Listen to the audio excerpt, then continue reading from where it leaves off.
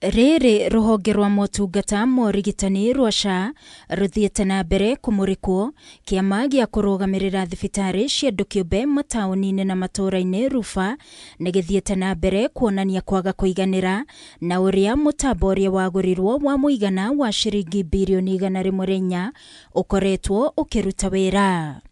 Famous 104 billion shillings. Muikariri giti wa RUPHA Dagitari Brian Lishenga augite thengia wa mutambo uyu gukorwo kiruta wira kwa ihinda ria mwaka umwe urio na mathina, akiuga ti mukinyaniru gutungatira akenya kuona uraramatwo ni andu matari guku bururi-ini, agikirira nganja ugitiri wa ndumiriri cia andu na mathibitari. To be honest, it's one of the worst things that has ever happened. The whole system is run by companies which are not local, international people.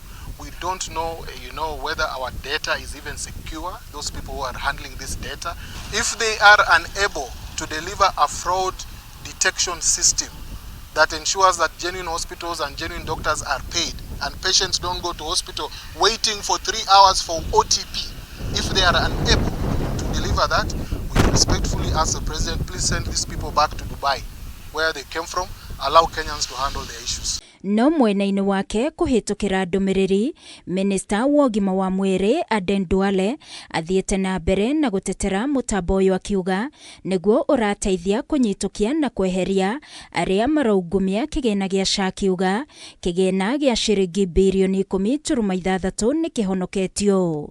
No na gutuika Duale ni anireire motungata maria maheanitwo ni mathibitari kuma SHA yambiriria kurutithio wira ni mamuigana wa ciringi birioni 82.7, no ti ciringi birioni 93 ta uria RUPHA manireire, akiuga ciringi birioni 53 ni cirihitwo. RUPHA maugete hari mbeca ici magwetete cia birioni 93, birioni 50 ciacio ni cia mathibitari ma andu kiumbe na ciringi birioni 27 ni cio irihitwo tu na ciringi birioni 23 ni cio matari mararihwo. Riu RUPHA ikiuria thibitari ciothe iria itakuruhanitio na ungumania o wothe itige kuherithio na irihwo mbeca ciao.